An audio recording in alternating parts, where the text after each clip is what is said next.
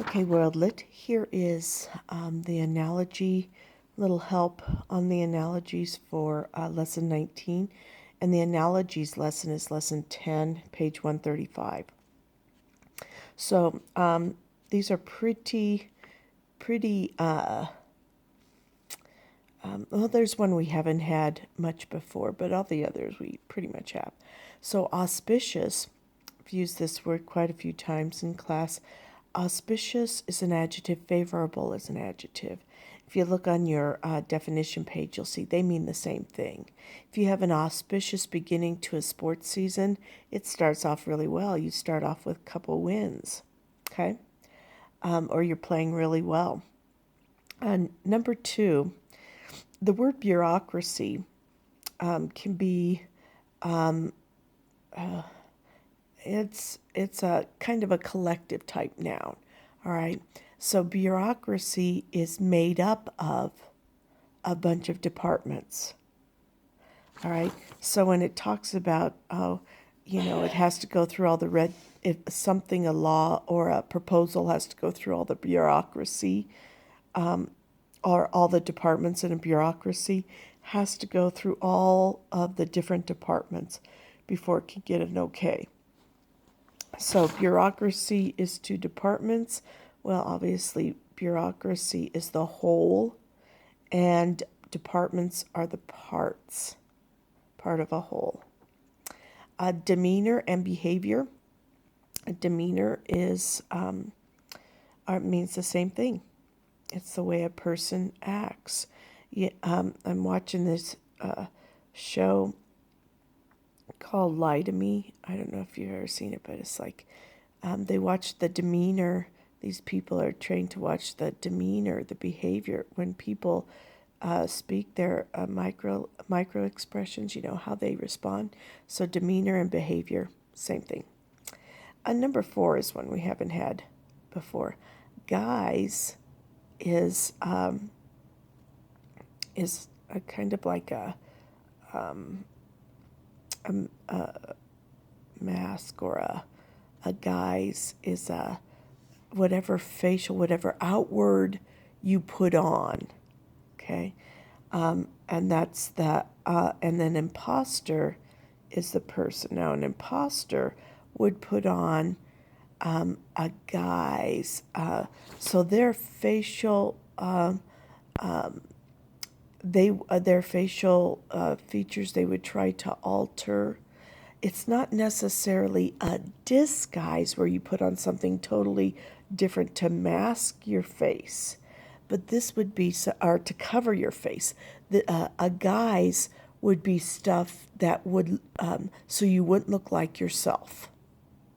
Okay, so you could put on a guise, like if you didn't do, or if you didn't prepare well, you could put on a guise like you did, and so you would have kind of a, oh, I got it, no problem, it's not going to be a problem. That's a guise, all right? So just your facial expressions, or it could be like imposter would put on some makeup, but not a mask necessarily. Okay, that would be a disguise. Okay, so what we have here, an imposter is our performer, and an imposter can be associated with a guise. All right, that's the object. So we have a performer object. Okay. Inane is an adjective. Meaningful is an adjective. Inane is meaningless, silly, and not helping, not contributing in any way. Inane is just kind of useless information. All right, so these two are obviously opposites. Transient and temporary. Transient can be a person, noun, or it can be an adjective. We know in this particular situation it's being an adjective, because temporary is also an adjective. And we have adjectives as our first word. All right. So transient means moving. It doesn't last long. So does temporary. All right. Doesn't last long. All right. So those are the same thing. 7, do not get politic confused with political. A politic, everybody, I think everybody is politic to some degree. They know how to manipulate things to benefit themselves. Now, are politicians politic? Yes, they're very good at it, where they can manipulate things to work out for themselves. They can maneuver themselves so that they are in position to be in the limelight when they should be, or in the background when they don't want to be. All right? So politic just means you are shrewd. You are good at manipulative. You are manipulating. You are clever. All right? That is politics. So politic and shrewd mean the same thing. Premeditated means I planned it. I pre-thought. I premeditated about it. I thought about it. Spontaneous, or another word we use, extemporaneous, means, well, we just go on the fly. All right? So those are opposites. Premeditated, we pre-thought about it. Spontaneous, we didn't. Okay? And our premeditated can end up to work in last week's lesson with the term, or with the word felony. Okay? Number 9, purport and claim. Those are both verbs. And if you purport something, you claim something. It means the same thing. All right? I purport. I propose. All right? Those are all synonyms. Okay?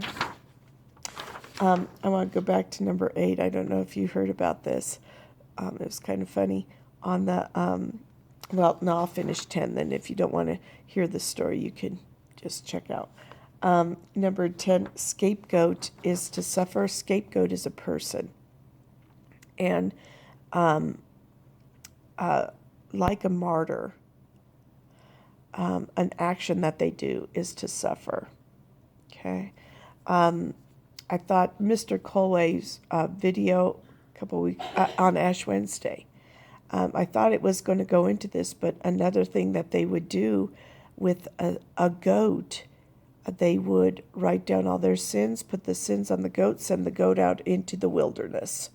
And the goat would obviously be a lion, wolf, hyena, whatever animals out there, they would attack and eat them. All right. So the scapegoat, suffers for the rest. All right. That's the etymology of that word. All right. So scapegoat, suffers, a performer, action. Okay. So that's all of them if you want to check out. But you probably heard this story on number 8 when I think about premeditated and felony. I guess last week a lawyer was defending a person accused of second degree premeditated arson, and the lawyer's pants all of a sudden burst out in flames. Oh man, because his e-cigarette thingy battery, I don't know, some malfunction, and it started his pants on fire. And so you could imagine that on the radio, all the DJs were going off on liar, liar, pants on fire, or they were saying lawyer, lawyer, pants on fire. Anyway, it was just ironic that it would be an arson case and his pants break out in flames. Anyway, hope this helps. Bye.